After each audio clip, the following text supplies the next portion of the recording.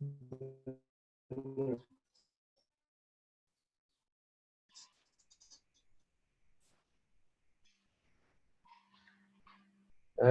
participants, welcome to our fifth session.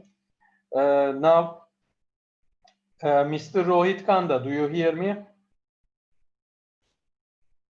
The first presentation will be done by Rohit Kanda.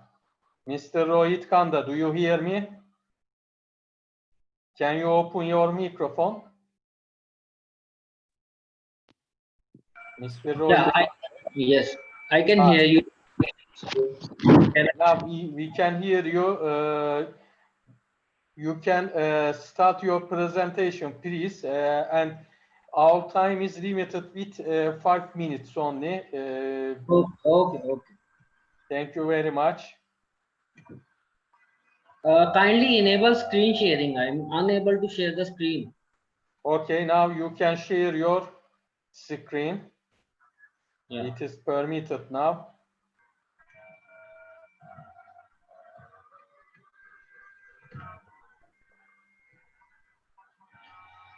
So, good evening all. This is Dr. Rohit Kanda from India. Presently, I am at Guru Nanak Dev University, Amritsar. So, my today's discussion is upon a study I had in Punjab, that is ethics, materialism, and higher education. Dilemma between career and social goals.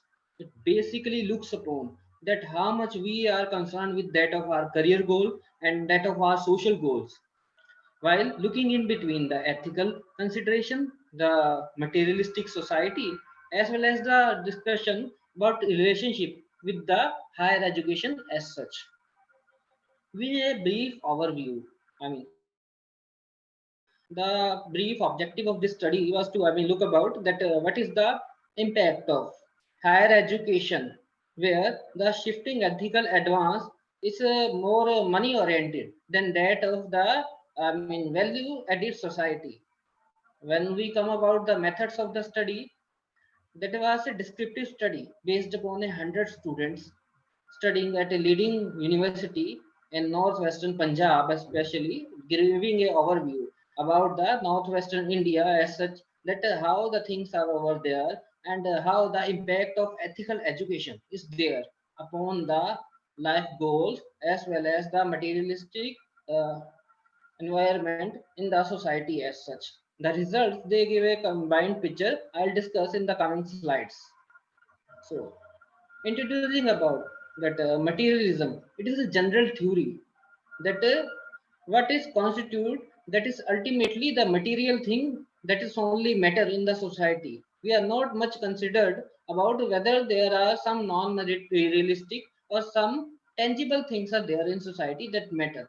Materialism, it is only considered with the materialistic things. Whereas coming to our goal, that is regarding the wholesome development theory that looks upon the ethical development within the society. It was propounded by late Pandit Deen Dayal Upadhyay. It looked for a integrated development where we look for the materialistic as well as the thoughtful development in the society.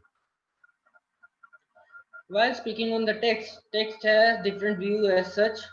These are the slides I can discuss upon.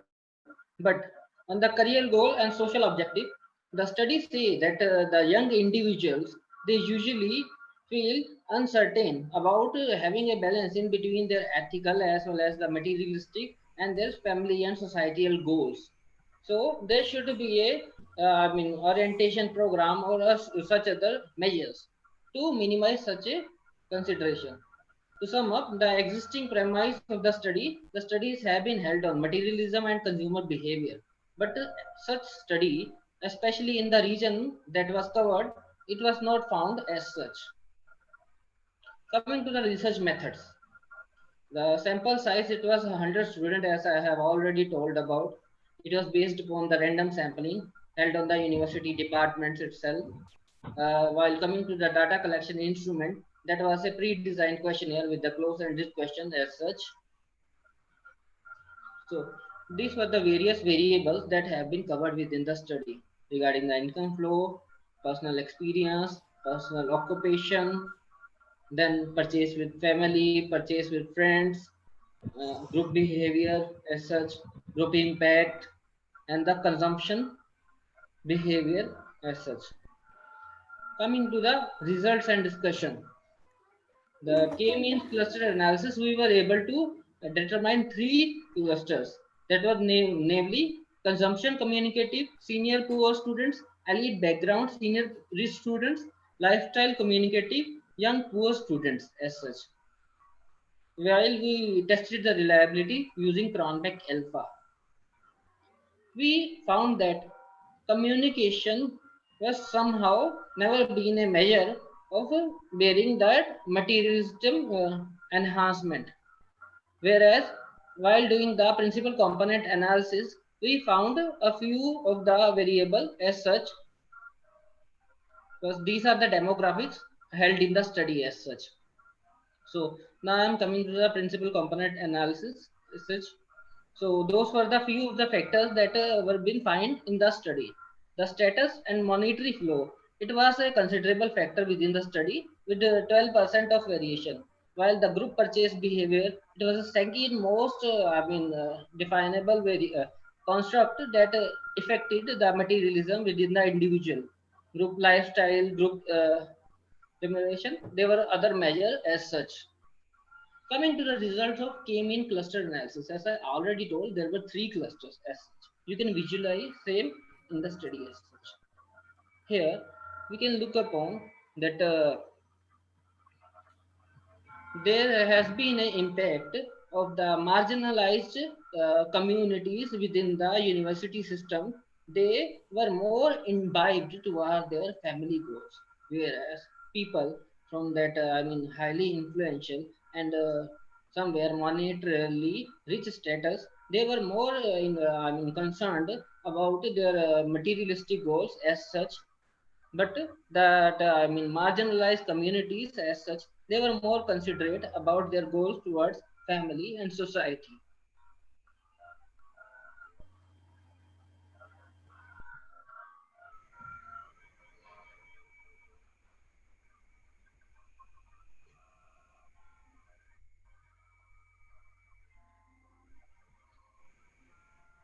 Based upon the findings, we are able to come up to a few of the conclusion as such, that consumption communicative senior poor students and lifestyle communicative young poor students have observed having no materialistic career goals.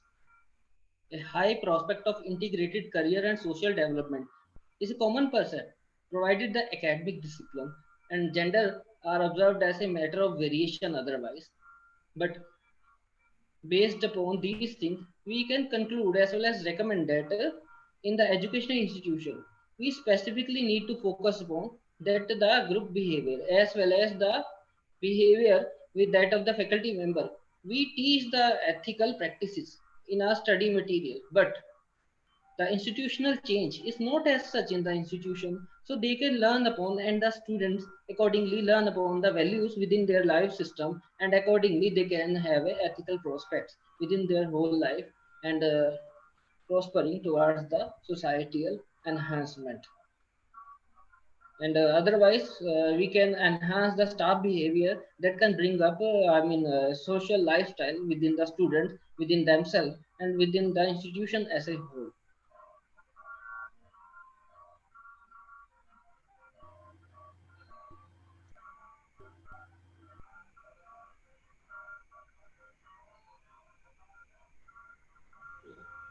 So there have been overall positive picture of existence of values as such found in the study region, where their students they have shown their considerable belief about 0.6% from that tested measure value.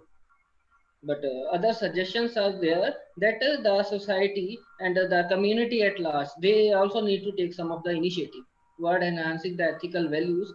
Only organization, institution in higher education, they are not enough, to enhance the ethical behavior within the individual as well as to propagate them toward their career and social goals as such. So institutions and the society as such, they need to take initiative in the thing. That is a very brief study based upon the 100 individuals. I measured, I mean, three of the constructs regarding that ethical behavior, the materialism within the individual based upon their group behavior with their circles as well as the institution as such, and accordingly, the wholesome development prospects within them were observed from the study as such.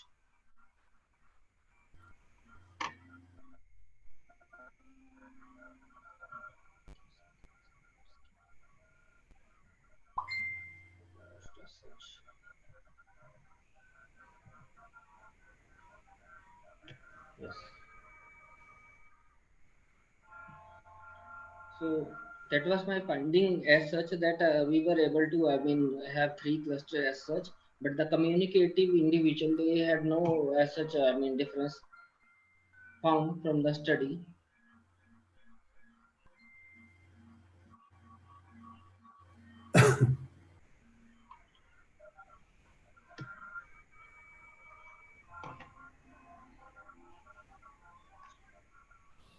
Sorry. Is it finished? Did you Yes, finish? I had summarized otherwise, I mean, in this slide, I had summarized that these were the result Okay, findings. thank you very much. Is Yes. there any question to Mr. Rohit? Rohit, I think that there is not any question. So thank you very much, Mr. Rohit. And now the next presentation is due to DİLEK Kumar. Let's see. DİLEK Kumar, are you here? DİLEK Kumar. DİLEK Kumar. Yes, you are here. I can see you. DİLEK Kumar. Mr. DİLEK Kumar. Mr. DİLEK Kumar. So I think that there is connection problems. Mr. Dilek konuşuyor mu? Mr. Dilek Kumar, are you? I think that there is connection problem with Mr. Dilek Kumar. So we can go on. Why Marak Bouzama? Is Marak Bouzama here? No. Is Ranjit Kumar? Is Ranjit Kumar here? No. Is Victor Banerjee? Victor Banerjee? Is Victor Banerjee here? So he is not here. Aratana Kumari. Aratana Kumari. Yes, I am available. Hello, Miss. Now, I think that Mr. Dilek Kumar has a connection problems, and therefore we can start with your presentation. Now we have 5 minutes for our presentation. We can start. Thank you. Yeah, thank you.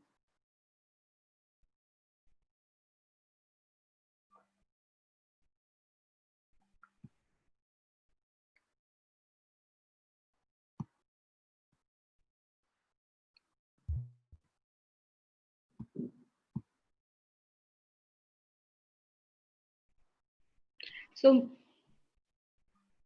good afternoon, everyone. My topic is COVID-19, the impact of coronavirus on the global fashion retail industry. So, introduction. What we mean when we use the term of fashion industry. So, fashion is a popular style in particular time on practice by define and change. So, whatever we are using in day-to-day activity on the term of dressings and continuous verifieds on the new term. So we will use in our daily fashionable industry. So what are the buying behavior towards fashion industry? There will be a shift in buying pattern too. Consumer will focus on online shopping. Due to the corona, as we see right now, people are more of the buying online, not particular they preferred for the offline purchasing. So they comfort and they change that behavior to wear long wear, including silk pajama, chiffon dress, and the clothes staffle pant, like this, so that they themselves to protect due to that virus or somehow other of the virus in future if they came. So that their buying behavior is changed as per the study on the secondary research I have done till now. So consumer will be the more productive of their bodies.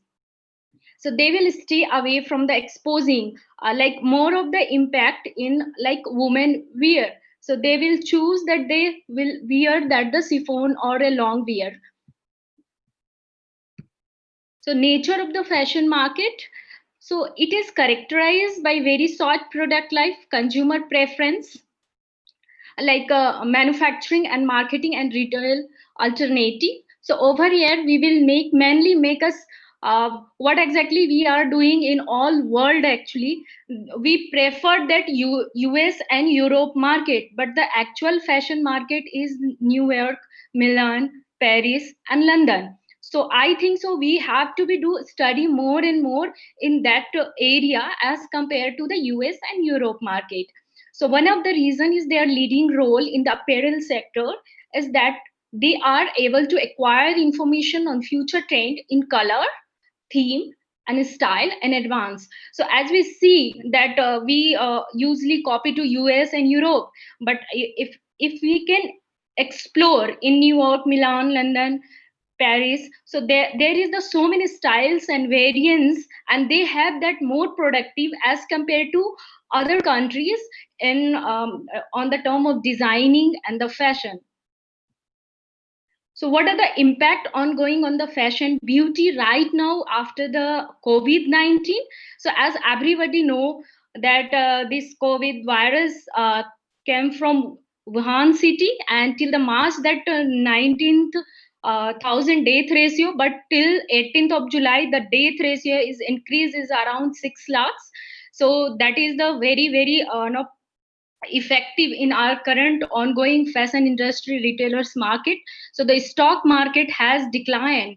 It is around 7.9%. Average fell down, and the world major event cancelled. As we see the Meta Gala, which is in the editor in Anna without the announcement on March 16 can postponed it, and CFDA Fashion Award is also postponed. So these are the most impacted where most of the fashion no industry has shut down and closed just because of this virus. And yes, definitely market is also slowed down and demand facility is also slowed down. 10 lakh crore of market caps become reportedly wider fall of Sensex inside the second week of March 2020 globally. And as everybody knows, is the Bangladesh is the second highest exporter in the world after the China, and they had left 25 million job maybe the loss because of this virus outbreak. And yes, this COVID-19 changed the way we dress up, as we had already discussed in the slide number 3. Like we assume that fashion might be continue to focus on comfortable staple even after the pandemic. And but the change the way of women dress, as we discussed that preferably women wear to be short dress like this, but now we prefer to be wear as long leggings and long elastic dress where we can save ourselves. And yes, definitely we used to of the mask everywhere, anywhere.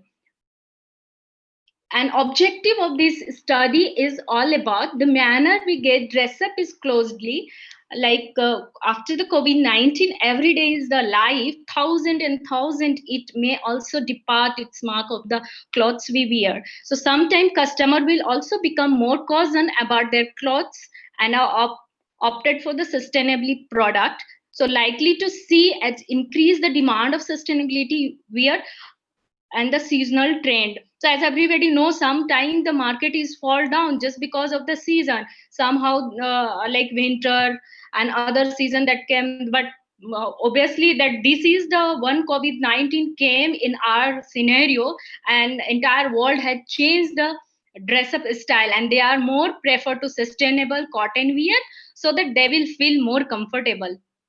And conclusion of this study is we preferred the lower demand of the new clothes during the COVID-19 pandemic and is having significant impact of the apparel manufacturing industry. And yes, definitely this has left apparel manufacturing struggling to the sale to store unwanted stock like footpaths and all other, where people are more to cause to buy, girls especially to buy the footpaths and wear that clothes. But right now this situation will be the changed. People are more preferred and secure to buy the dress from any of the store or online might be. So this observation believe that beyond sustainable behavior correlate the purchase willingness. So we will buy the product when we need. If we don't need, we will not go outside and we will not be checked that might be in shop or anywhere else. So yes, definitely as I discussed, seasonality is also a negative effect in the apparel industry, even if demand of the clothing. So this is all about the chapter, our discussion presentation. So thank you so much.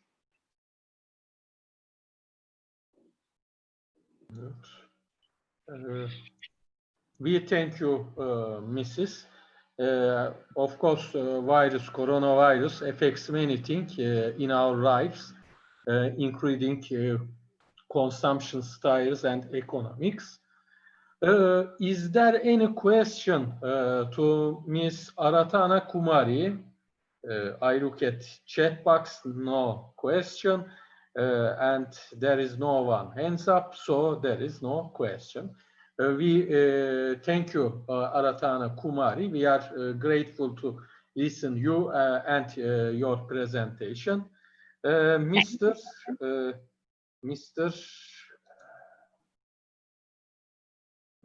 DİLEK Kumar is here. Mr. DİLEK Kumar. I think that he disconnected now. So one of our participants, Mr. Ariruza Kashefi, sent us a video about his presentation. So we can go on by his video, and then we will listen Mr. DİLEK Kumar.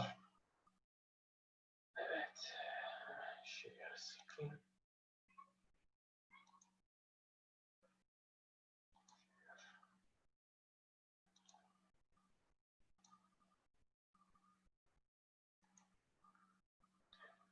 Benim videom açılıyor mu? Bir bak da.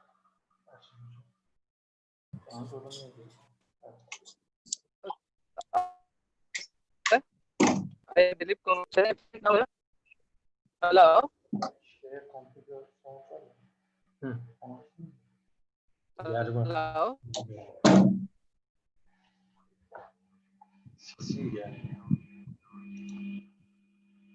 Hello.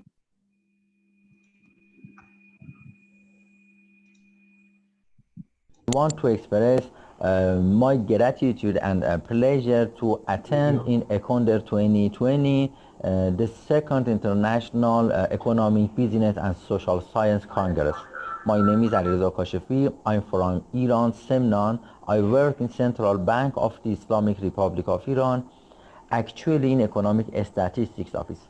Professor Ismail Abunuri and I intend to present our research entitled The Effects of Monetary Discipline on Economic Growth in Iran.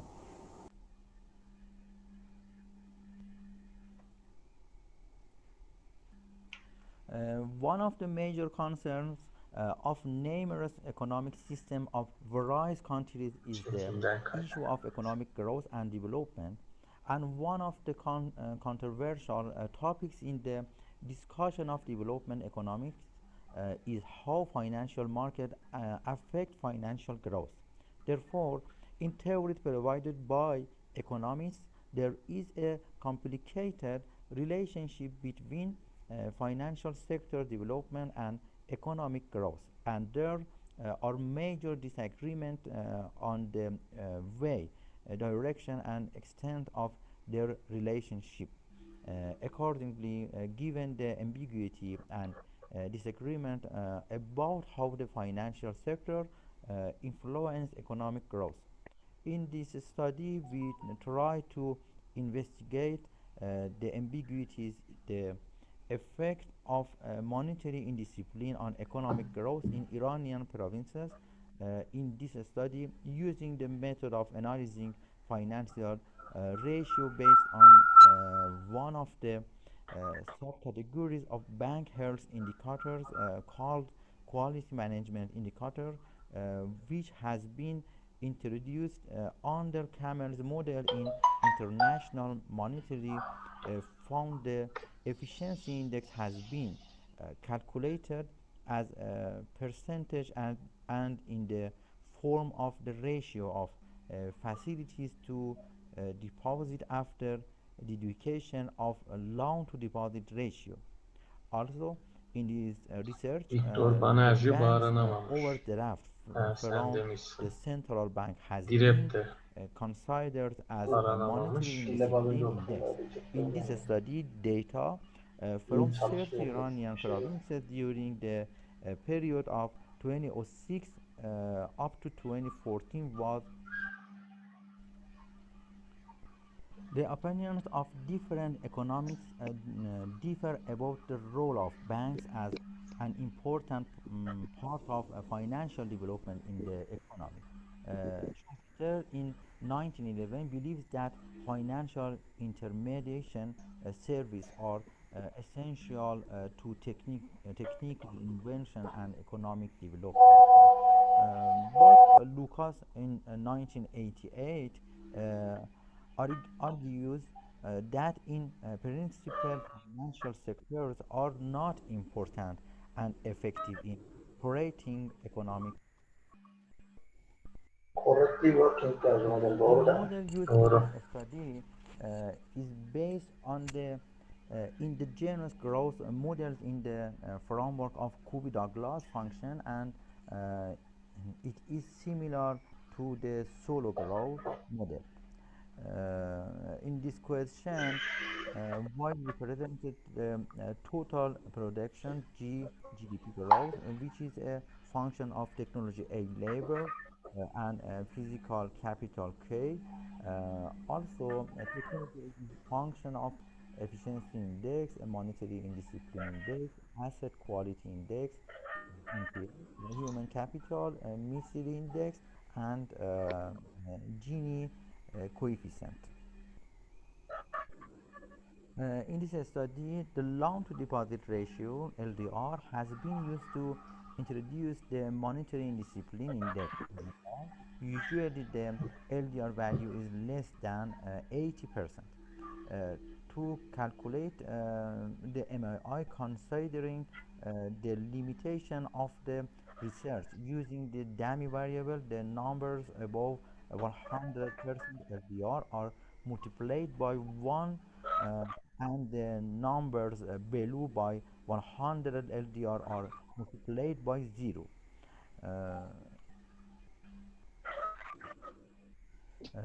Map 1 shows the average index of monetary indiscipline in the provinces of Iran during the period 2006 to 2014. In map, the most colorful provinces including Ilam, Lorestan, Kohpilre, and Buled Ahmad have the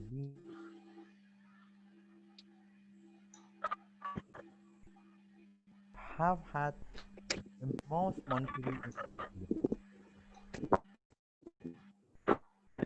Reduce rapid 5% level, and the monitoring discipline index showed a negative and significant effect on economic growth. This Hı? result confirmed Bir the kere 6 10. hypothesis of monetary discipline has a negative and significant effect 3 on the dakikası var. economic growth of Iranian provinces. The alignment of the result of the two variables of banking efficiency and monitoring discipline index reflects the dominance of government financial policy over due to weakness in financial system management.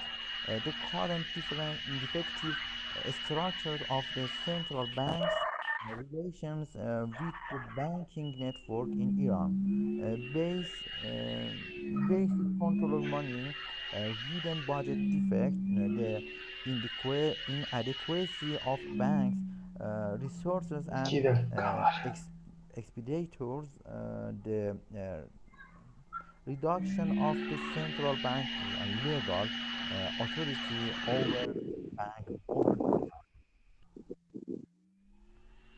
In this paper, we have tried to Dilek estimate geldi. and interpret the effect of a monetary discipline as well as banking efficiency on economic growth of Iran during the period from 2006 to 2014 on provinces using a model of indigenous growth, particularly analyzing financial ratio. The results using fixed effect method shows that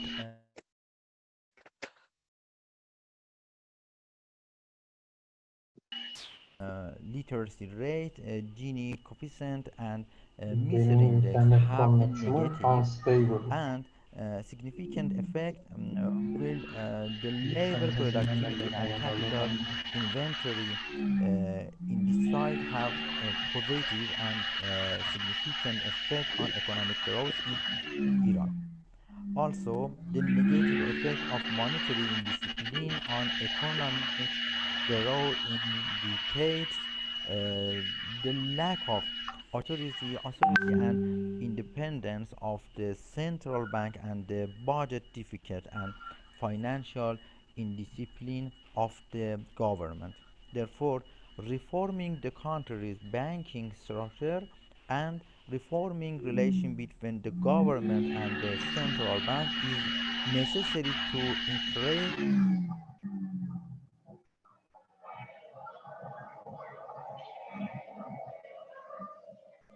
Now,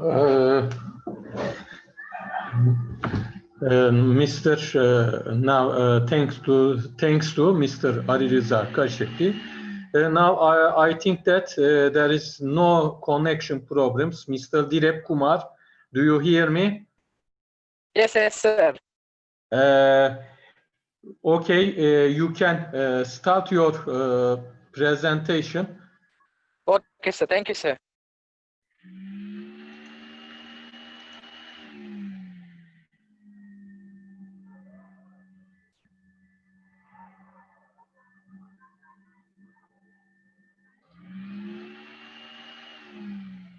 Can you hear, sir?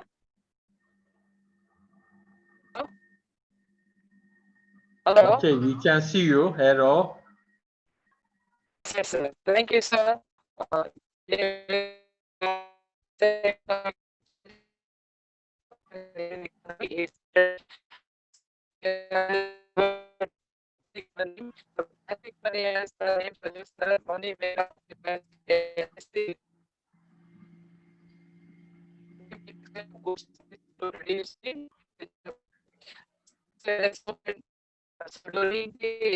pandemic, basically, when we utilized the widely all our the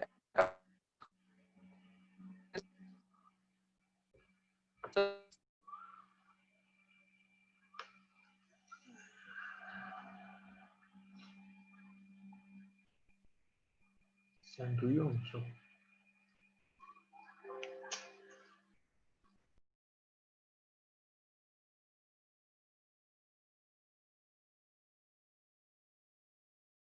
I think that Mr. Dilek Kumar again disconnected. So I want to ask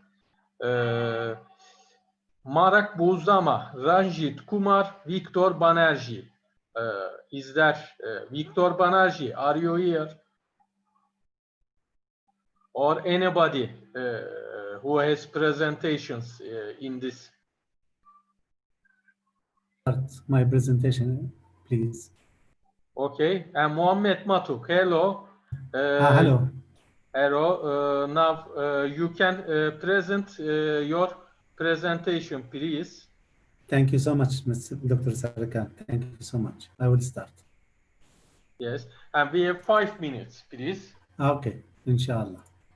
Inshallah.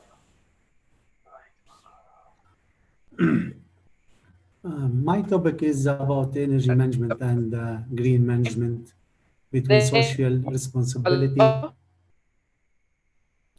Hello? Shall I Hello? continue? Hello? Continue. So, so this is the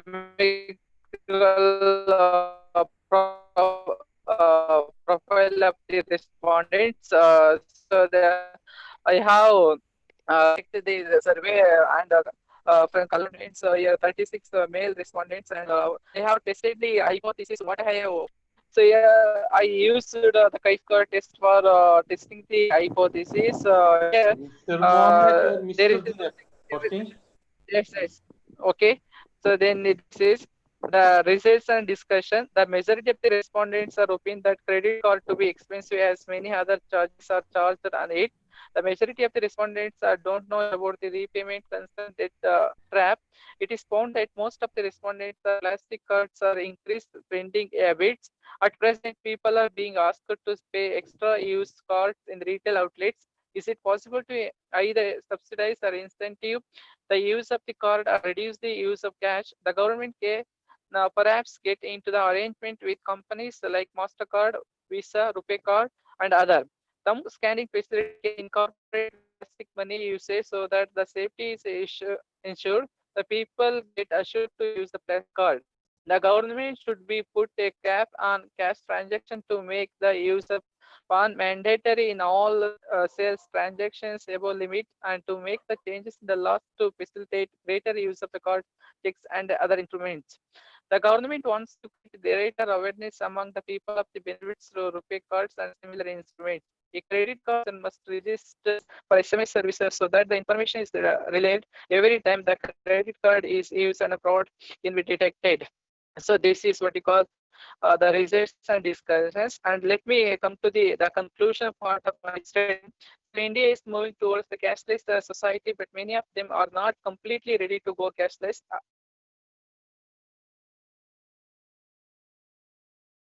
The fraudulent, or they do not have sufficient knowledge to go cashless. The government should take up the different strategies to identify the cashless economy, because the people are not conscious of the various mode of cashless payments and how to use these modes effectively.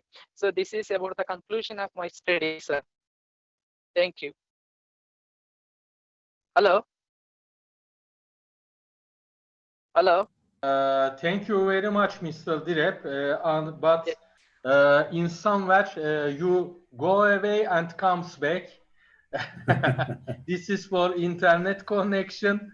Thank you very much for your presentation. Although all of the problems in internet connection, Mr. Mohammed, Mr. Mohammed Matuk, we are sorry for internet connection problems. No problem at all. Now you can go on your presentation. Okay, thank you so much. Thank you so much.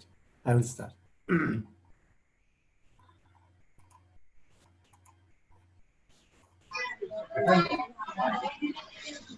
As I said about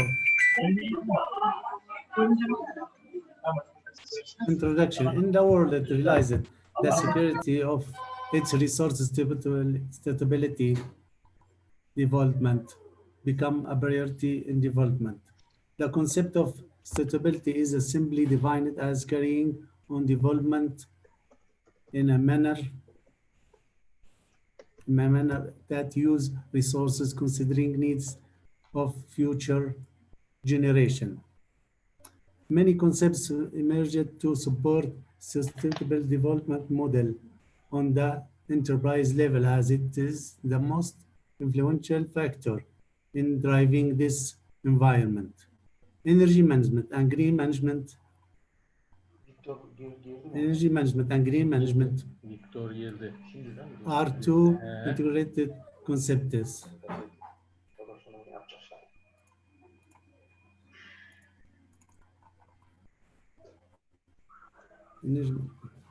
Sorry about the slides. Innovates to adopt more suitable technologies. I didn't know what's going on, sorry.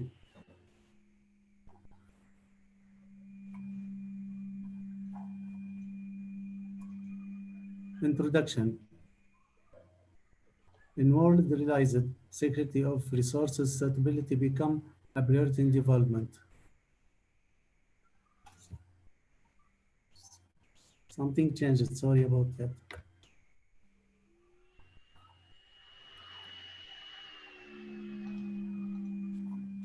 Challenges to energy management.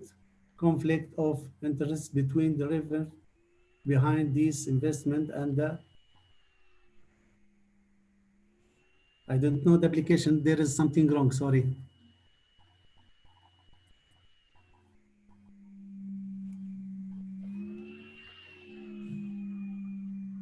Conflict interest between the event behind this investment and the current business. Oh my goodness.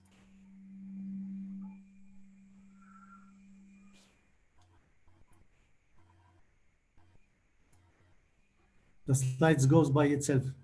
Sorry. Energy management.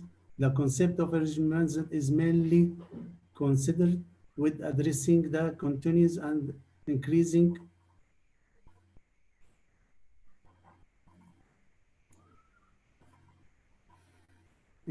gap between available resources that are used to produce the energy and the increasing demand for more energy driven by the increase in population and manufacturers' demands. It is a goal of energy management to develop solutions in order to increase energy efficiency, to achieve stability development. In spite of the big economic visions of investment in energy management,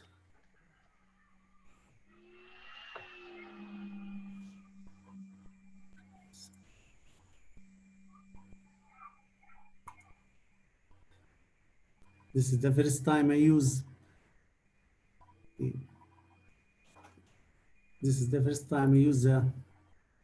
Zoom, but I couldn't control the slides. I don't know why. You can go on. You can go on by just talking about and speaking about your presentation. You Okay. cannot use Computer. your slides. Okay, I will not do slides, okay? Okay, problem statement. The main concern of sustainability is the energy products that develop from the world's high dependency of fossil fuel for energy generation. Out of view, technologies for renewable energy were adopted on the commercial level to replace conventional fuel or cover energy demands, resulting from population and demand growth. The current dependency of fossil fuel is still high, and the conversion process appears to a challenges. The global energy consumption increased by 25% between the year 1995 and 2015, and it's expected to increase by another 25 to 30% by the year of 2030. Green management is another concept that takes on the suitable development to the individual company level, which distribution its responsibility to them in order to create moments for changes.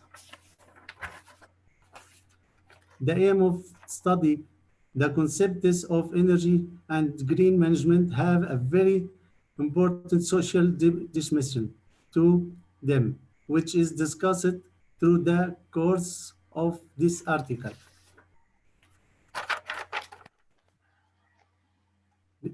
Energy management.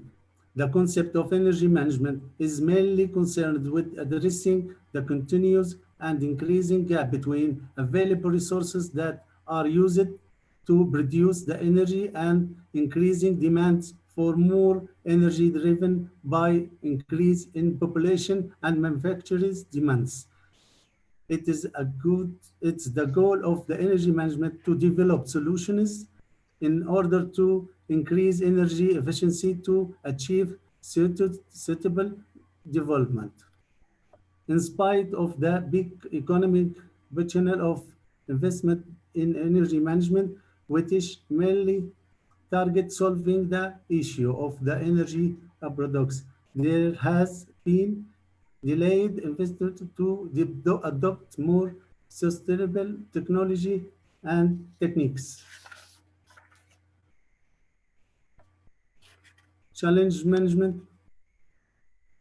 Challenges to energy management, conflict of interest between the drivers behind these investment and the current business model that are adopted by majority of the manufacturing companies. The lack of adopted information that concern business owners, investors to take further steps towards supporting energy management programs. It is observed that most of identified obstacles and challenges to energy management are related to the social factors, especially lack of ownership and myopia. Green management rose in business administration as a concept that targets minimizing the impact of business operations on the environment, while considering the required enhancement in performance. Green management can be defined as the participate and management system that can yield products, operations, and marketing that have the most minimal impact on the environment and contribute to stability. The main target of green management strategy are the policies and activities of the company where changes in perspectives can change the perspective of the organization and its customer towards the environment through a positive impact.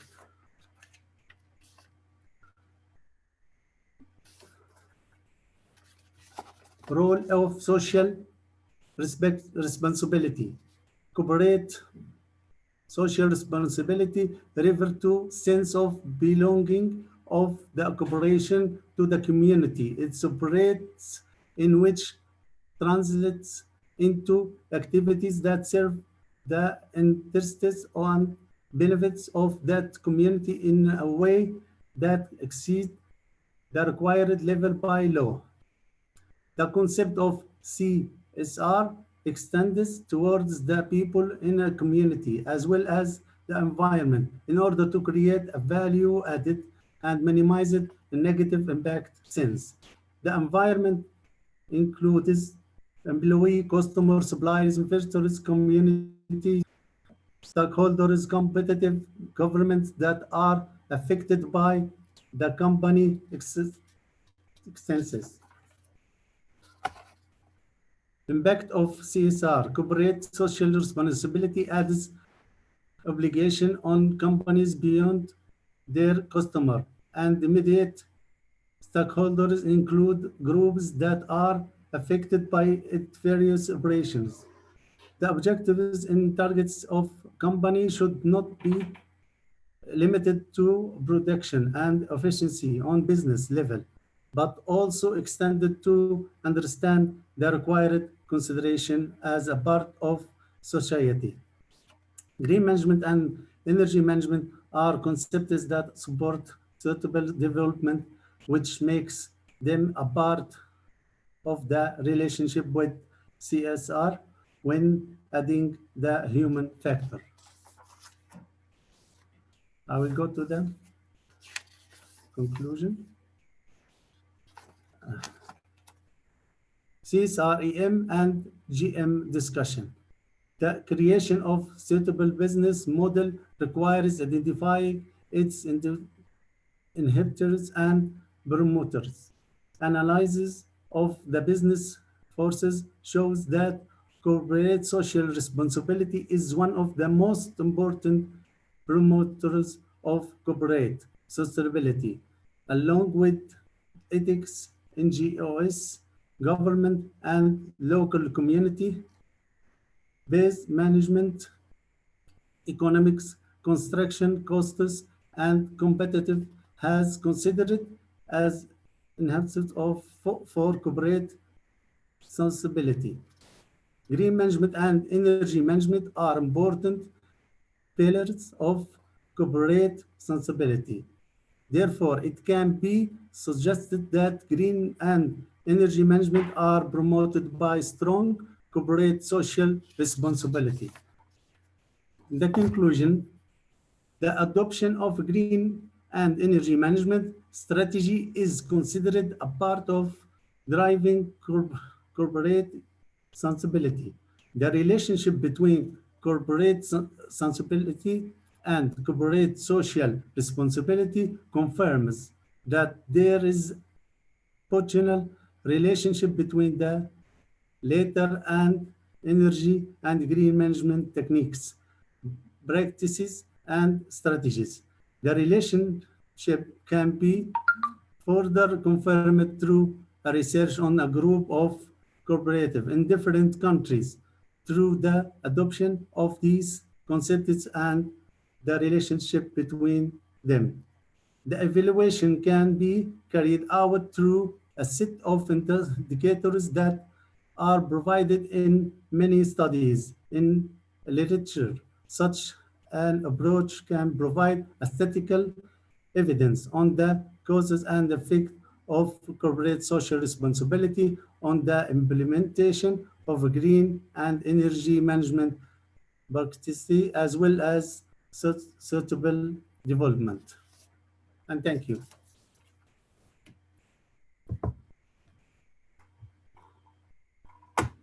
Sorry about the connection.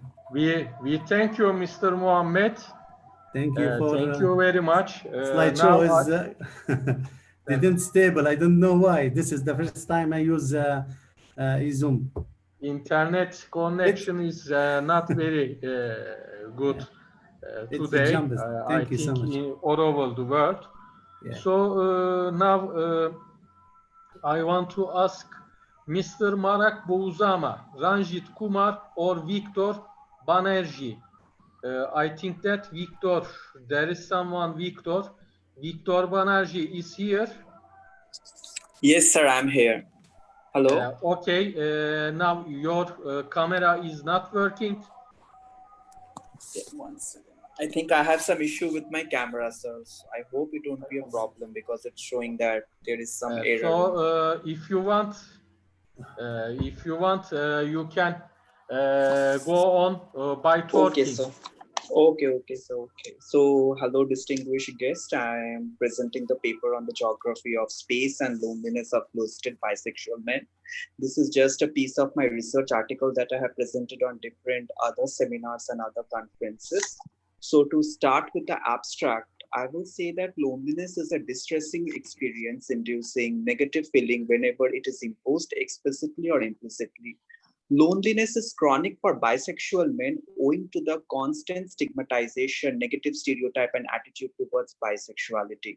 The impact of bi-negativity engendering loneliness is propagated both from the psychosocial spaces of homosexual and heteronormative discourse. The central motive of this paper throws light on the psychic space of the bisexual men who are closeted in their family, and it also strives to underpin the functionality of loneliness operating in their inner psyche. The objective of this paper is to review, underpin, correlate, analyze, and investigate the core component of loneliness.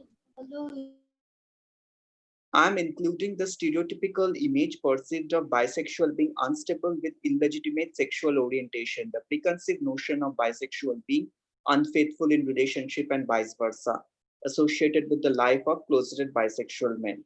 My paper also emphasized on how space plays an integral role in the life of bisexual men, how the emotional spaces of bisexual men are often overlooked, possibly because of the external factor like prejudice, but more likely due to the reason that they don't express their need because of the stigma, the shame, and the fear, and are often unwilling to have their needs being made public. Through this paper, I would like to bring out the significance of bisexual body to strengthen its position of deconstruction through the lens of loneliness, which require much attention to delve on. So now to come to the introduction part, I will say that the term bisexuality lacks clarity because the attraction, behavior, or self-identity. Many scholars have identified bisexual as an invisible identity. Contemporary culture paints bisexual as promiscuous, greedy, indecisive, duplicitous, confused, fickle, attention-seeking, and ultimately they are closeted. These unfortunate claims have made bisexuals the target of a politics of delegitimization. The existence, emotions, and desire are erased from view and subsequently reconfigured to fit in the discourse of homo-heterosexual binary. Bisexuality perceived as a sandwich sexual orientation is fundamentally unsettling to the hegemonic institution of heteronormativity and its queer counterpart. And ultimately, it is shunned and ignored by both. Claire Hemmings, a very renowned bisexual feminist, substantiated her view on bisexuality as they don't grow up as themselves. They grow up playing a version of a spurious being that sacrifices authenticity to minimize humiliation and prejudice for which they have to be in the closet. Closet is not a solo endeavor. For Eve Sedgwick Kozovsky, there are always others associated with the closeted space. For her, the classic template of being in the closet is to remain silent. The intensely isolated, alienated, and closeted bisexual men describe the body as a closet space. The space within the closet is one where the bisexual body can act according to its wishes, where male bodies can sexually interact, but only so long until the site remain hidden and or concealed. The constant concealment process accentuated by the fear psychology of coming out give rise to the multiplicity of rigid bodily comportment. Closeted bisexual men fear that their comportment will betray them and open the closet door. The geographical or the spatial specificity of performativity of bisexual body either way gives them the space to treasure their secret or slide them in the space of severely introverted turning upon themselves in order to avoid contact that might open the door. The entire causative factor make bisexual men quite lonely. Closeted bisexual men in general avoid coming out because they don't want to deal with misconception that bisexuals are indecisive or incapable of monogamy, stereotype that exists among straight, gays, and lesbian alike. To start with my literature review, I have included my framework into three categories, such as the bisexual space, for which in queer space, Claire Flemings reflected on the invisibility of bisexual geography, and bisexual space, which she tends to relate with the space of identity. According to Hemming, a bisexual's identity is never the dominant identity being produced, delineated, or contested in either way or straight spaces. In an attempt to identify bisexual territories and space, Hemming elicits that a specific demarcated bisexual space appear not to exist, with the exception of some specific support group, bisexual organizations and networks. As such, bisexual can be read as living their life always unrecognized within everyday straight, gays, and lesbian queer spaces. For Eve Kozovsky Sedgwick to alienate conclusively definitionally from anyone or any theoretical ground the authority to describe their own sexual desire is a terribly consequential seizure. She insisted that theorists need repeatedly to ask how certain categorization work, what enactment they are performing, and what critical relation they are creating rather than what they essentially mean. For Merlster, 1999, a queer bisexual genealogy must identify discontinuities and or absences of meaning in the present in order that different bisexual meaning and their effort might be traced. Echoing the similar perception of Sedgwick, a bisexual genealogy denaturalized the present to render less destructively presumably bisexuality as we know today. Now to coming back to my conceptual framework, I have included closet as the central tenet of my research paper. Sedgwick takes up the notion of the closet, its relationship to what is known and unknown regarding the sexual identity of oneself and another, and its relationship to the private and public life of gay people. In the introduction of our book, Sedgwick treats the topic of homosexual panic and gay bashing as a way of introducing the main theme of her writing. Sedgwick's deconstructive lens shows us that any social binary defining subject in society, especially the binary of heterosexual and homosexual, are not a product of symmetry between two terms. On the contrary, societal binaries are always two terms constituted by a relation of asymmetry, such that one term presides and subordinates the other. In more practical terms, this means that the act of identifying homosexuality and homosexual life as other has subordinated and coerced into navigating a world that has been organized to favor heterosexual individual.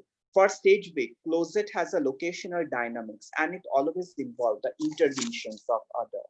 Brown's closeted place examine how the spatial and the performative metaphor of the closet works not merely to describe the concealment, isolation, alienation, silence, denial, and ignorance of gay men's presence in the world, but also the materiality of spatial practice of power and knowledge. It explores how our use of the metaphor draws on implicit assumption about space and movement to argue that the closet can be found in a variety of the spatial scale, from the body to the globe and to the numerous location. Now coming back to the loneliness of the closeted bisexual man, I just want to see that living with the epithets of opportunity swingers, swappers, and confused soul, the isolations and the discrimination they face in their day-to-day life act as a stressor for bisexual men. Thus, to protect themselves from the societal prejudice, many bisexual men prefer to conceal their sexual orientation through feigning of performativity.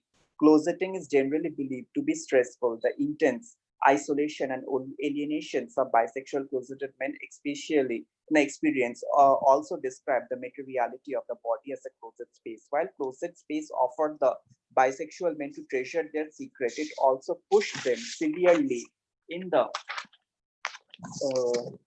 space of secrecy, fear, introversion, ultimately leading to loneliness as they turn upon themselves in order to avoid contact that might open the door. Now, to coming back to the concluding remark, because I have to actually rush off with this, all the other parts of the writing.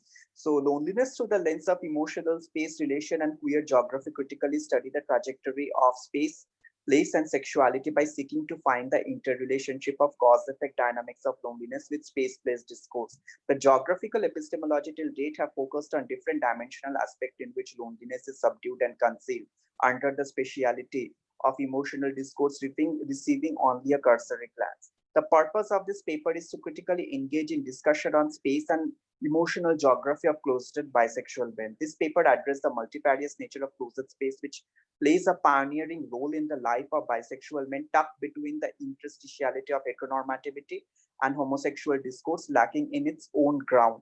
This paper also endeavored to work on this vital parameter, contributing significantly for making a paradigm shift in the academic inquiry of the emotionals and the bisexual geography. Thank you so much, sir, for giving me this wonderful opportunity.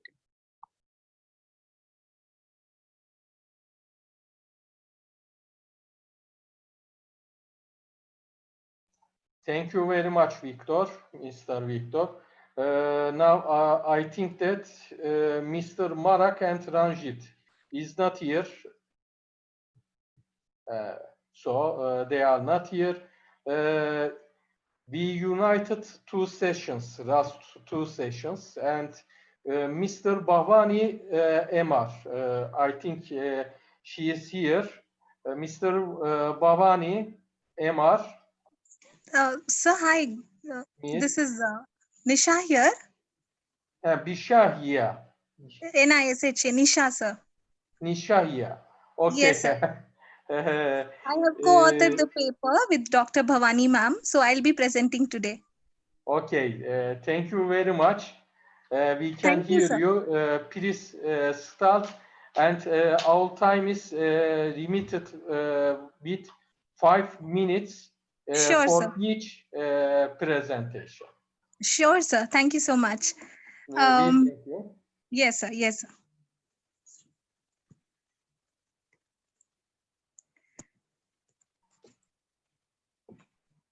Yeah. First of all, good evening from India. This is Nisha, assistant professor working at NDC Bangalore.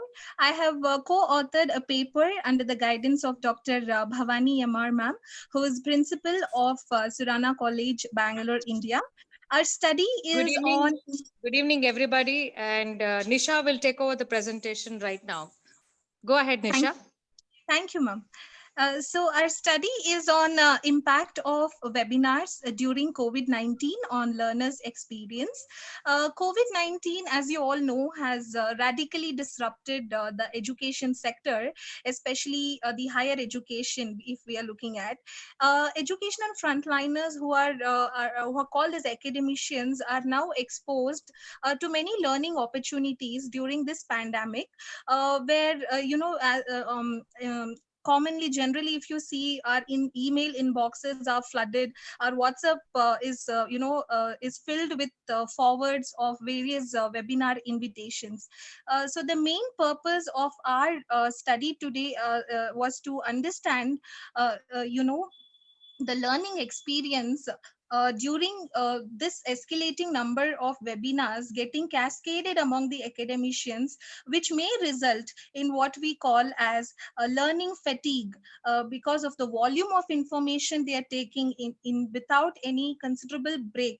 Right, that was the main purpose of our paper, which is focusing on the learner's experience, mainly on the learning fatigue among the academicians. So we conducted a survey among 200 academicians, mainly from higher education background, who were teaching UG and PG, both from public and private education institutions. A questionnaire was distributed, including both demographic and survey questions to understand the average experience, the gender ratio, and the main focus area of the study. And also we have run the statistical analysis on the data to conclude on our key findings. Talking about the findings, generally when we talk on an average, academicians, if we are talking about offline, on an average they may attend 3 to 4 seminars or FDPs or workshops. But surprisingly, our study found out that the number of webinars the academicians have attended just from April to June 2020 is more than 23. This number definitely says that there is a surge in number of online learners, as well as the number of webinars which is getting cascaded among the academicians. And also, if we look at the average number of invitations academicians receive, it is more than 8 in a day. I mean, we are talking on an average number. And of course, we wanted to know the probable reasons, why academicians are into this, increasing number of webinars. Why are they attending in such a huge number? We got to know that majority of them, if I want to talk about the percentage, somewhere around 30% of them agree or perceive that these kind of webinars will add value to their career, and around 23% of them say that this will help them during their appraisal or promotion time. And also, of course, on talking about our main focus area, that is the learning experience among the academicians, we may see that around 48%, that is the majority of the respondents, say, if this development continues, this will lead to the learning fatigue among the academicians. Coming to the suggestions of what we may suggest for the academicians is, of course, to set a learning goal. There's nothing bad in learning something which is not related to their domain or expertise, but the time, efforts, and money they spend on these webinars should be worth it. And that is why we have suggested that to, set the expectations right, set the learning goal first before attending any kind of webinars. And of course, to explore different learning options, but avoid too many at once. They say that anything in excess is not good. It turns out to be negative, right?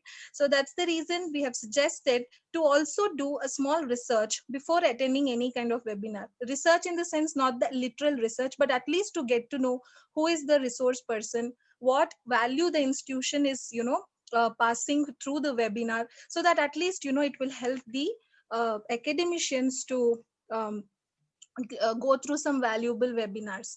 And also, don't rush to learn. Take regular breaks, because any learning should get some time for the mind to process the information. The science behind learning says that any learning a person takes on an average should have some time gap to process the information in the mind. So don't rush to learn. Take regular breaks and learn in regular or small snippets of learning chunks. Then, of course, choosing value over the number. That is, there are few academicians who are, doing just for the sake of acquiring the number of certificates, without realizing that it won't help them. Because at the end of the day, what matters is whether you are able to apply the learning outcomes in your professional life, or else certificate will be just a number rather than to be a value add for them in their career. By this, I'll end my presentation. Before I end, I want to thank Dr. Serkand and the entire team of Kastamoni University and also INSC to provide this wonderful platform where we got an opportunity to meet academicians across world. And kudos to the team of Dr. Serkand sir to organize this conference so effectively. Thank you so much. Any questions, we'll be happy to answer. We thank you, Mr. Nisha, and we are very happy to meet Indian academicians in this platform. Thank you. Is there any question Is there any question to Mr. Nisha? We would be happy to answer anything, because the kind of statistics that we are talking about could be quite different from the global statistics, and the kind of trends that we have seen among Indian academicians are quite different from what we have seen across global academicians. So we would be very happy to throw some light on any questions that may come in. Over to you, sir. Okay, is there any question? I look at chat box, there is no question. And in photos, there are no people hands up. So we thank you, but I think that you have two presentations. If it is possible, you can go on by your second presentation, please. Thank you. Thank you, sir. Sir, I think there's a mistake. We have only one paper, sir. It has been repeated twice. Yes, ma'am. It is Dr. Bhavani MR and Professor Nisha. Excuse me. Nisha. Nisha, your camera is not working. No, it is a joint paper between Dr. Bhavani MR and Professor Nisha, Econder 13. Yes. And single paper. which one? Who will present this research? Nisha? Sir, we have both co-authored the paper, sir. Both. So you can start your presentation, please. Sir, there's a mistake that our paper has been, typed twice in the PDF. It's the only one paper we had to present. That's all. That is done. The impact of COVID-19. Birlikte sunduk. Okay. Yeah, that is okay. the only one. So Mr. Birar Bat. Is he here? Mr. Birar, do you hear me? Mr. Birar. Mr. Birar is not here. Abhilash. Who is there, Abhilash? Aman geldi. There's no Mr. Abhilash. Birar or Aman geldi. Aman geldi. Mr. Aman geldi. Aman verdi. Mr. Aman verdi.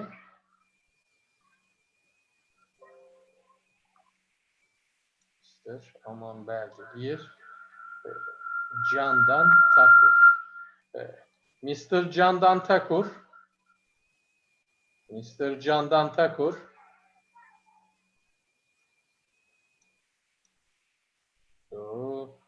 Hatice ve İrem Hoca. Onlar buradaydı. Mr. Aman Beldi.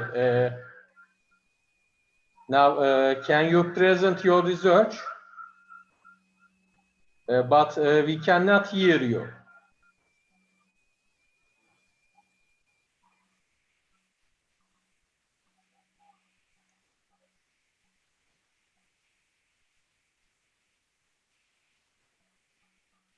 I think you have problem with your microphone.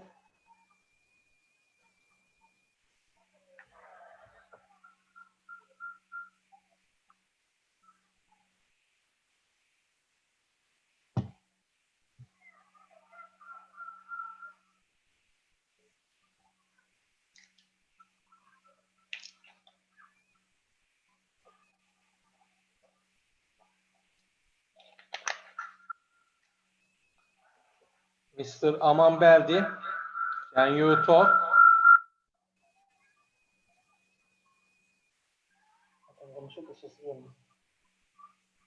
Sana da gelmiyor değil mi?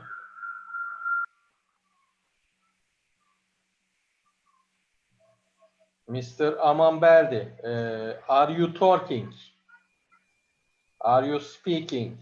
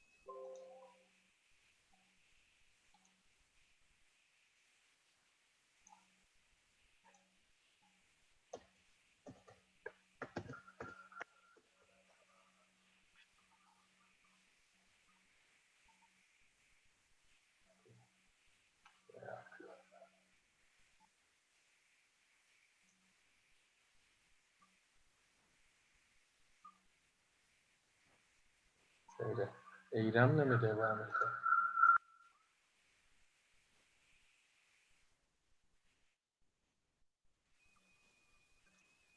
Mr. Aman Beldi, we go on by other presentations. Then please solve microphone problems. Okay. Mr. Eylem Dana and Hatice Çakır. Mr. Eylem Dana. Hocam buradayım, merhaba. Yani Mr. Aman Beldi şey yapana kadar sen sunum yapsana. İngilizce mi yapacaksın, Türkçe mi? Yani Türkçe hazırladık biz, son anda fark ettik İngilizce olduğunu ama İngilizce devam edebiliriz, sıkıntı yok. Tamam, o zaman İngilizce devam edin bari. Tamam. Hello everybody, I am Eylem from Kastamonu University. I want to presentation about gender in the serials, especially Netflix platform. There is a two Turkish series in Netflix, serkand1975's, Prof.Dr. and Atiye. I want to share my screen now. Which one? This one.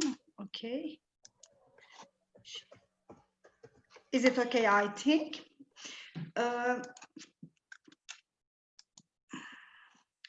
The gender is we can categorize the gender in biological and gender. When we say the biological gender, we want to say the sex gender, but we can use the gender in Turkish toplumsal cinsiyet, and its gender is about women and men differences, especially in the rights in the community. And the gender means it's about the expectation about the men and women in the community. It's about cultural and also political. The sex is biological and it's come from the birth. Didem hocam, istersen Türkçe de devam edebilirsin. Hocam ben bayağı hazırladım kendimi de devam edeyim Tamam. ben böyle. Çünkü Türkçe devam et. Türkçe mi devam edeyim? Türkçe devam et ya. Sorun olmasın sonra da. Tamam. Yok olmaz, ne olacak? Okey. Toplumsal cinsiyet kültürle ilişkilidir. İçinde yaşanılan topluma göre şekillenir, politiktir. Cinsiyet farklılığı önceden belirlenir. Doğumla birlikte birey bunu yaşamaya başlıyor. Belirlenen kodların dışına çıkamıyor. Çıktığı zaman onay görmez.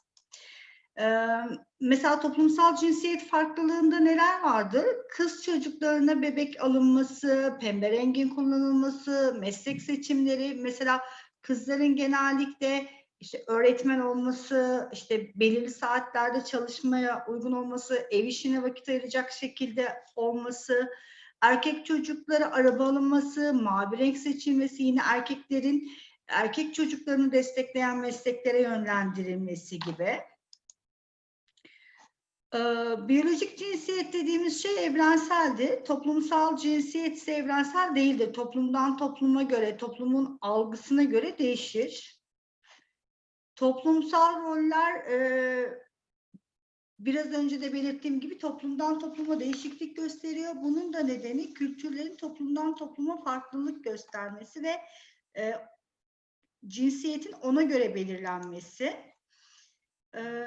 Geleneksel toplumlarda toplumsal roller kadınlar için erkekleri tanımlar nitelikte konumlandırılıyor kadınlar ve özel alanlar içerisinde yer alıyor. Mesela çalışma hayatına katılmıyorlar, ev işlerinde çalışırlar, karar alma süreçlerinin dışında yer alırlar, doğa ile özdeşleştirirler genellikle. Özellikle doğumdan dolayı doğa ile özdeşleştirilme vardır. Erkekler ise daha çok toplumda kural koyan, işte ekonomik gücün sahibi ve karar alma sürecini tek başına yönetenler olarak belirlenir.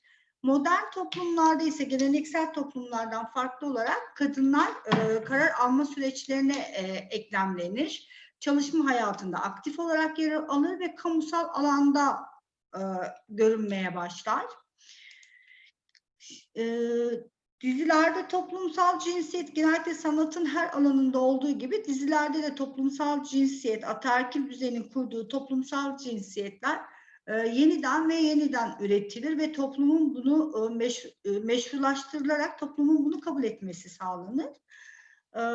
Bu televizyon dizilerinde olduğu gibi son zamanlardaki özel platformlarda yayınlanan dizilerde de oldu. Biz bunlardan 2 tanesini seçtik. Özellikle Netflix'te yayınlanıyor ikisi de. ve ilk Türk dizileri olması nedeniyle uluslararası bir platformda yayınlanan ilk dizimiz Atiye. Atiye'nin karakterleri işte Atiye, Cansu, Zühre, Atiye'nin annesi Serap Hanım, işte bir psikolog, Erhan ve Erhan'ın iş arkadaşı. Erhan, Ozan, Mustafa da erkek karakterlerimiz. Bunların mesleklerine baktığımızda Atiye'nin ressam olduğunu, Cansu'nun modacı olduğunu, Serap'ın yani Atiye'nin annesinin ev hanımı olduğunu, Zühre'nin de ev hanımı olduğunu görüyoruz. Bunlar tamamen toplumsal cinsiyetle uygun olarak dizide meslek seçimleri yapılmış. Erkeklerin de işte arkeolog, akademisyen, iş adamı, işte polis, emekli bir polis, güvenlik şirketi sahibi, işte yine bir akademisyen olarak bilgiye sahip olma, güce sahip olma anlamlarında yine mesleklerin toplumsal cinsiyetle doğru orantılı paylaştırıldığını görüyoruz.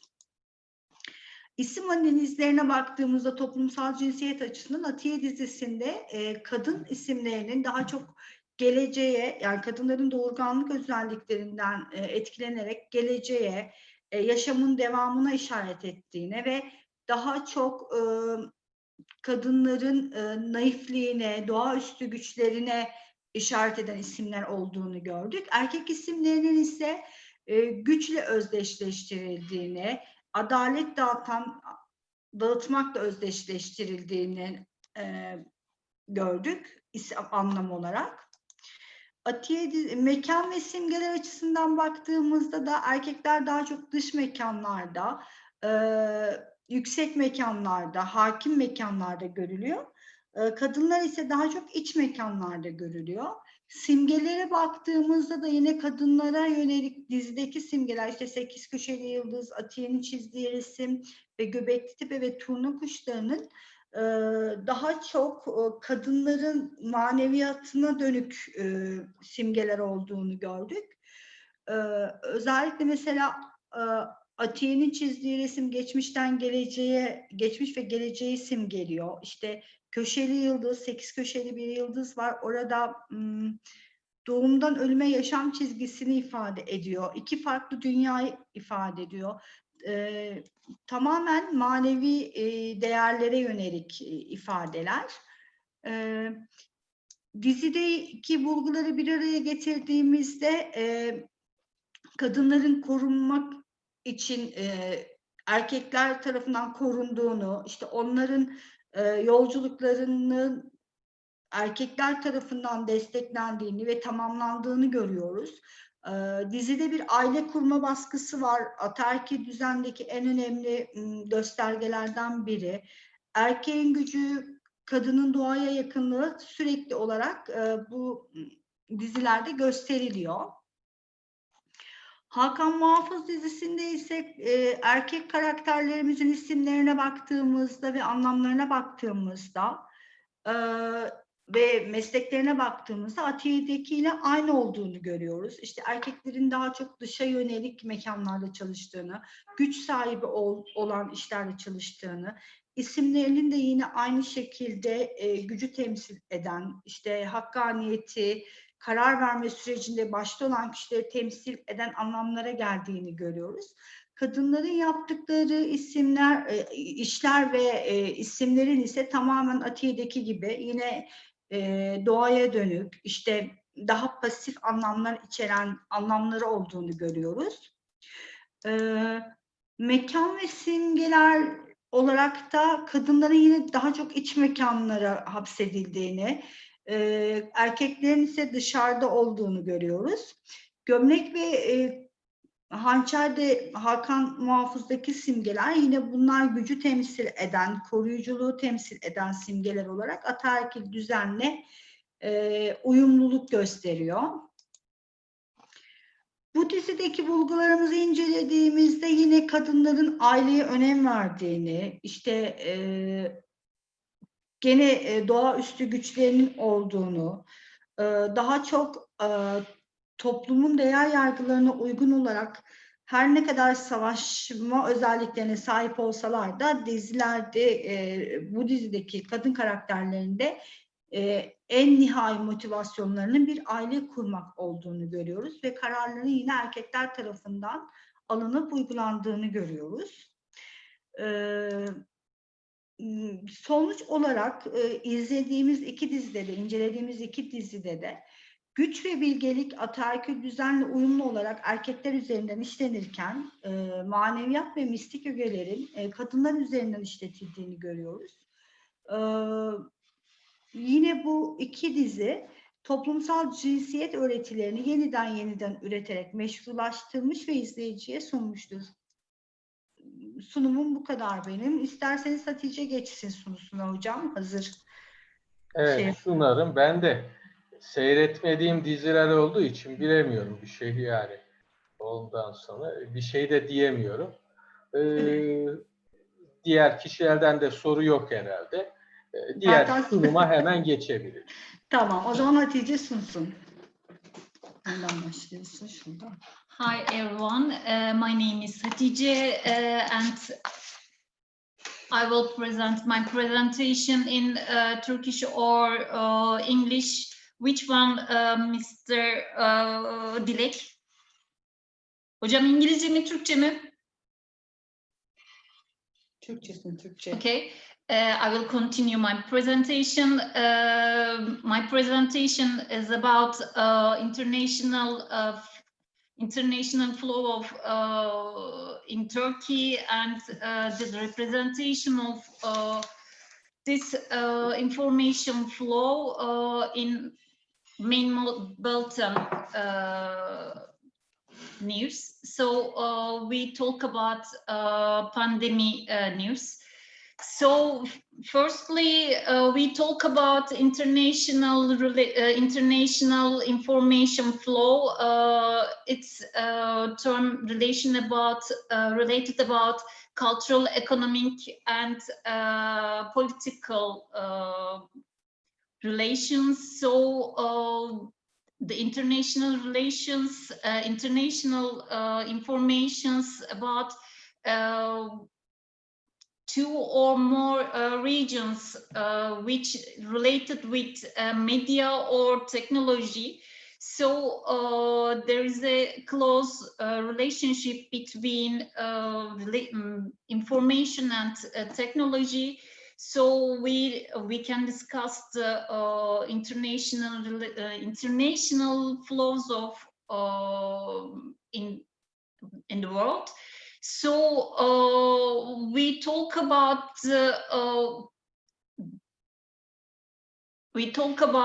international flows with central countries and sphere countries. There is a huge difference between two countries. It's related about the opportunities of economy and technology. If some country has a huge opportunity in technology and information, they manage the whole information flows, but some poor countries, development and developing countries has a poor opportunities in media. So big boss manage the whole organization. So we talk about imbalances information flow in the world. So we can discuss the United States or Afghanistan. We can hear more information from America in the USA. So we can hear less information from Afghanistan or different developing or non-developing countries. So I can't see my presentation. Okay. Now we can talk about, in this situation, we can talk about globalization. In the globalization, sorry, my accent.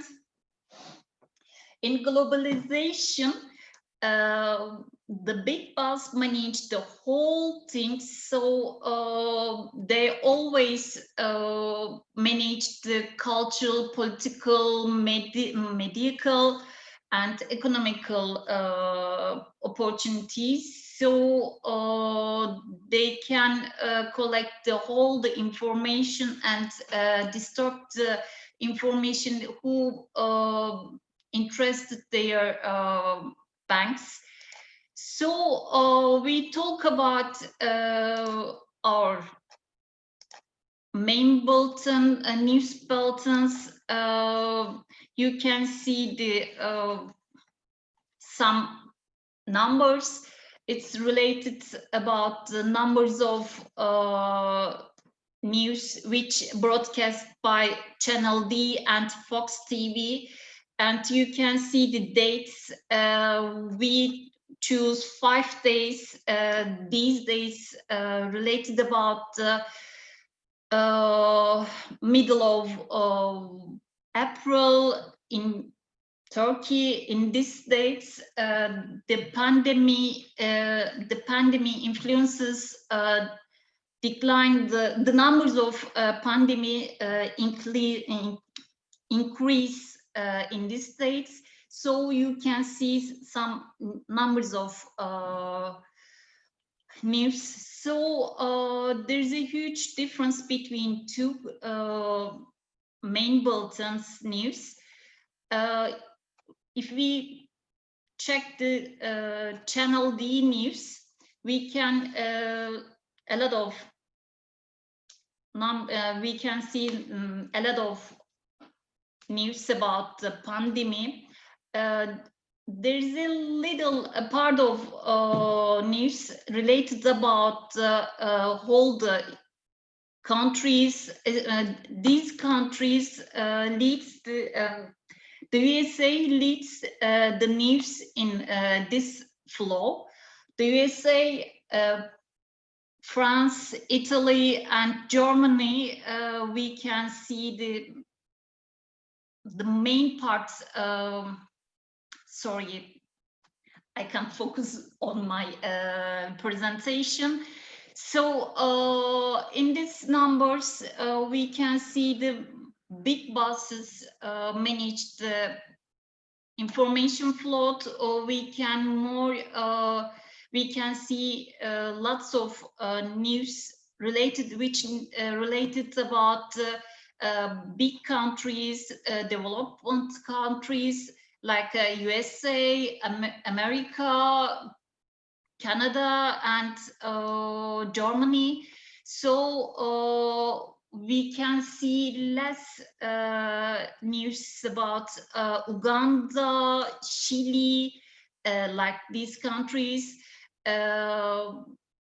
We can see conflicts, rapines, and pandemic, big situation, hospitals in this news. So I can explain this information. In Channel D news bulletin, we can see some news about Germany and Denmark. And also we can see conflict vision in Uganda, and we can see airplane crash in Russia and fire in Chernobyl. In Fox TV news bulletin, we can see different news in this bulletin. So we can't see information about non-development countries. So this situation is related about broadcast policy. Most of broadcasting companies can air their policy with news bulletin. So we can we can see, if you see, if you watch television in critical view, we can see, you can see, and we can see the policy and the view of media buses. So thank you for your patience. That's all.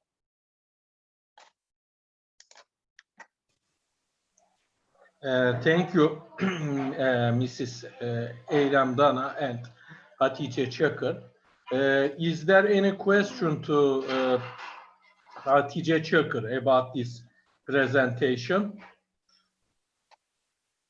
No. No, chat box, there is no question. And Mr. Amanbeldi Bejano, do you solve your problem, microphone problem? No. Mr. Amanbeldi, I think that you couldn't solve it. So Miss Samira Khan. Yes. Miss Samira Khan, do you hear me? Yeah, I'm hearing you. Okay. I think that you are presenting Mr. Dr. Birar presentation. Yes. Okay. Now time is yours. Please present it. Thank you, sir. Good evening to all and all the present here. I, Dr. Samira Khan, am privileged to present a part of my research paper in this prestigious conference. My topic is about approach of students towards online classes during COVID-19 outbreak in Valley Kashmir. The COVID-19 has resulted in shutdown of all education institutions globally, and over 1.2 billion children are out of classrooms, which forces all of us to switch to modern learning education tools, especially to the online and e-learning. It's gradually growing. It's growing very fast from last few decades, but during the present scenario of COVID-19, it's growing exponentially. Unfortunately, one of the challenges that we face with the faculty, as a faculty and the students in the Valley Kashmir during this COVID-19 outbreak, especially colleges and universities, is to meet the quality standards. However, the results of online teaching has changed dramatically with the distinctive rise of e-learning, whereby teaching is undertaken remotely and digital platforms. Recompenses, there is time management. Studying online teaches us vital time management, which makes our findings a good work-study balance easier. A common agenda between the student and a teacher can also prompt both parties to accept new responsibilities and have more independence. Whereas online platform offers courses from the different levels of disciples, and growing popularity of online education has led to ever more courses bursting into the scene.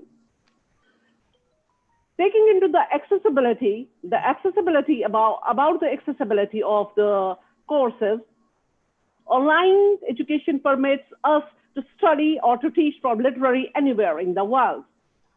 Online education helps us to curb and to gather the students from all over the world. It allows us to customize our learning experience. High flexibility helps the students. High flexibility helps the students and the teachers to set their own pace. The different levels of disciplines and growing popularities. It is money saving. For example, if you are studying abroad and want to do a job, online education has a great option. There is no reason to give up on work or study while exploring novel and exotic places. While talking about the customized learning experiences, there is wide range of payment. Selam. Şimdi e-postayı attırar mı bana? Payment options allow students to pay Şimdi in eğer o zaman ne denir? Murat Fidan'ınkini aynen bana alttan at. Benim kapının altından. Ben ondan kopyalayıp şey yapayım bari. Tamam. Please continue. Tamam. Ben imzadan Okay. seninkinin altına. Allow students to pay in Oldu. installments and to pay for each class they attend. They allow for better budget management.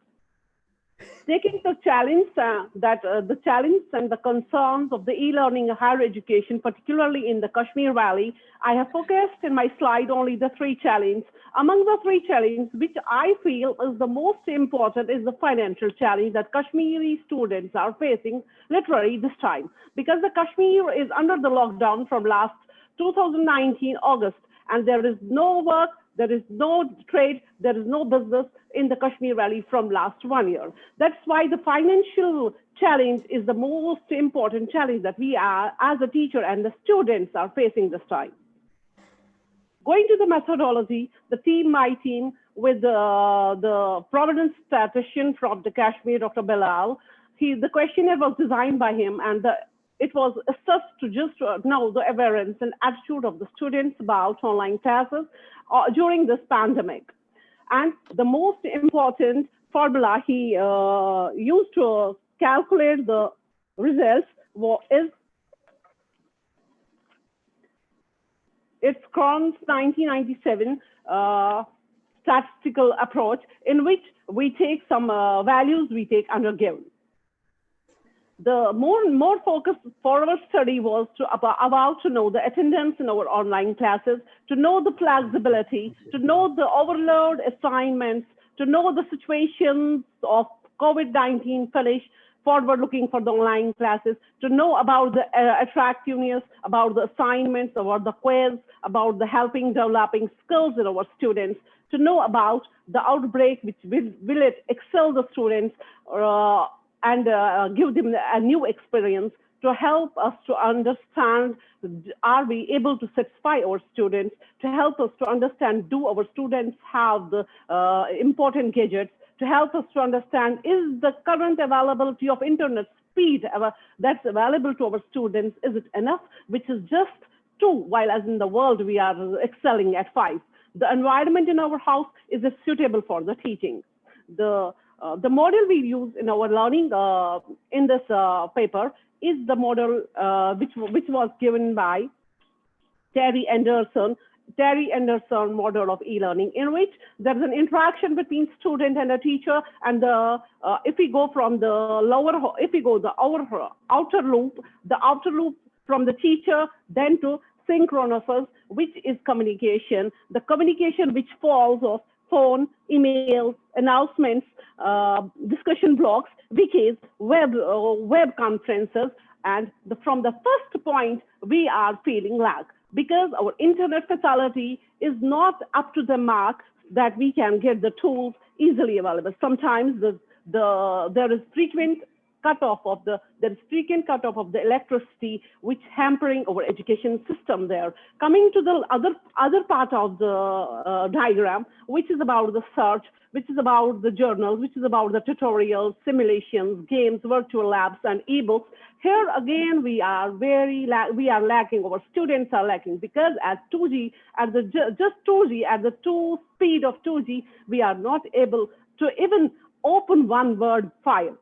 The structure we use, the model we use, seems have a lot of limitations in our study. Coming to the hurdles we face, the idea of online education under this critical circumstances in Kashmir is really good, but due to the low internet speed in Kashmir and the video buffering regularly, communication missing, zero downloads, that the students are not able to keep the pace with the lectures. The e-learning resources, textbooks, journals, libraries are far from our students because they cannot reach them. It is not easy for them. It takes sometimes one night for them to download even one journal, one paper from the journal. While as we are talking about the blooms in the digital world, in the modern education, we are talking about the Bloom's digital taxonomy, where we are talking about high order thinking and low order thinking.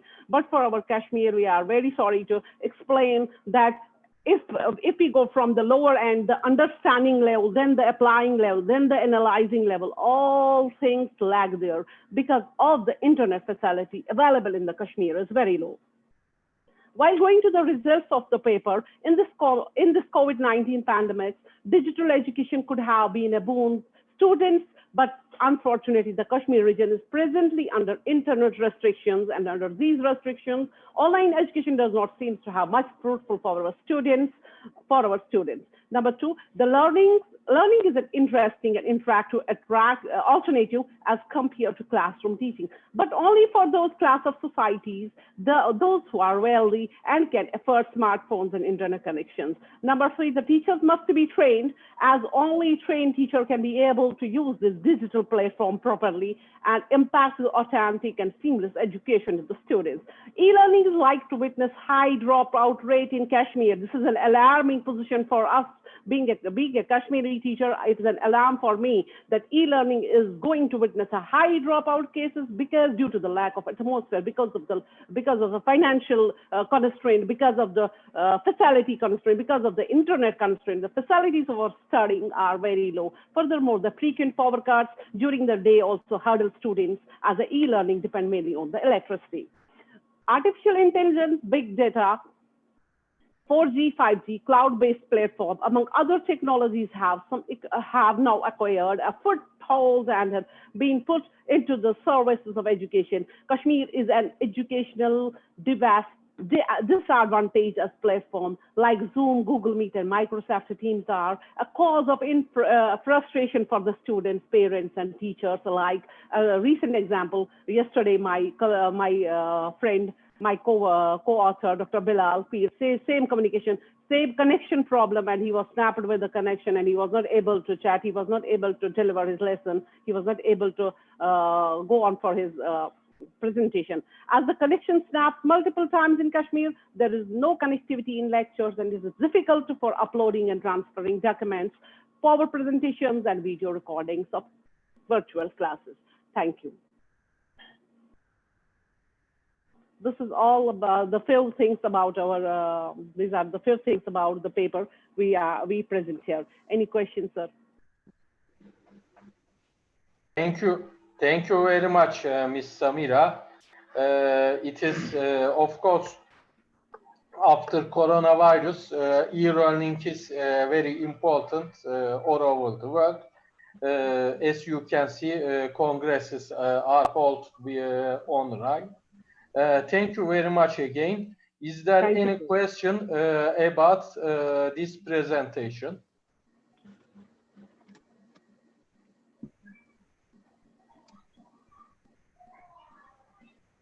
I think no. Okay, thank you. I see that there is no question. Now, Mr. Amanberdi, did you solve your problem?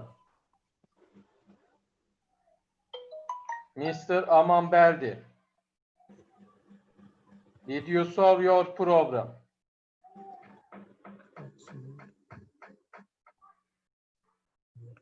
And is there anybody who did not present his research? Is there anybody who did not present his research?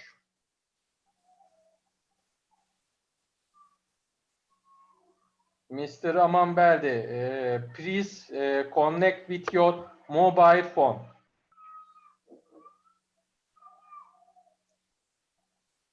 Please connect with your mobile phone, Mr. Amanberdi.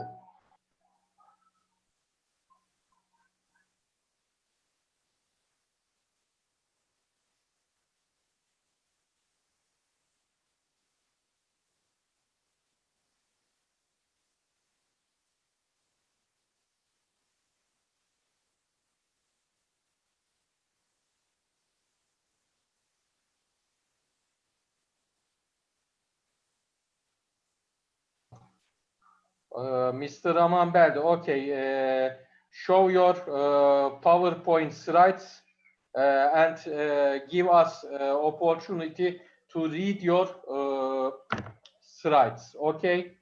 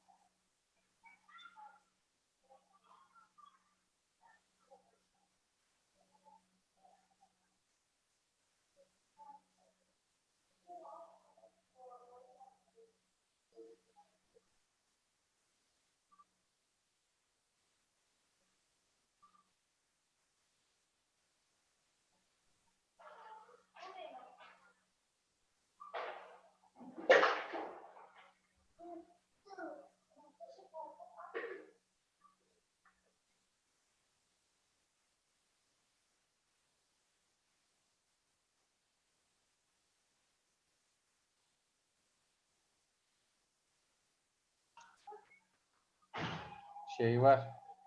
Nedir? Multiple principles var. İzin var. Hepsi paylaşıyor ya.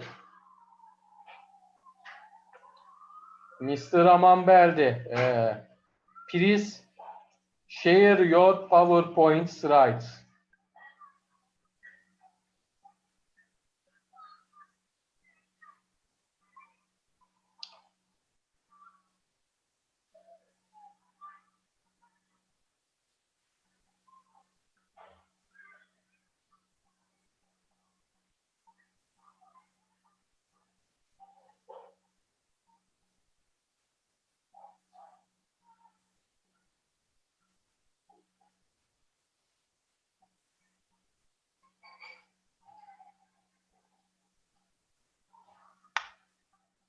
We will have extra sessions for academicians who cannot present their research due to connection problem, internet connection problems.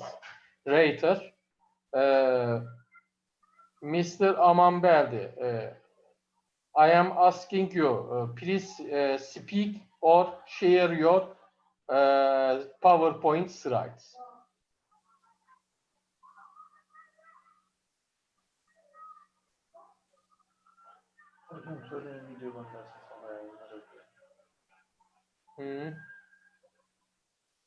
Mr. Amanberdi, later we will have extra sessions for academicians who cannot present their research due to internet connection, and we will give opportunity to present your results later. Thank you very much for all of you. Is there anybody who wants to present her research and cannot present her research? Is there anybody? Nişe sundu, Şaziye Manzur. Sonlara bakalım. Marak sunmadı değil mi? Marak Bozama, Ranjit Kumar, Candan Takur,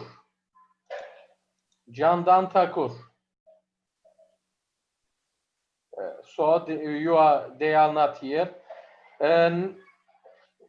Thank you very much, my colleagues. By this way, we finished our second international congress. But as I can said before, we will give opportunity to our academicians to present their results in extra sessions because internet connection has some problems in all over the world. We have many participants coming from several countries, many different countries, Philippines, Iran, Afghanistan, Pakistan, etc. So there can be some problems in internet connection. Then we will give opportunity to them to present their results. Thank you very much, and in the end of our congress, do you have any feelings or do you want to say anything about our congress?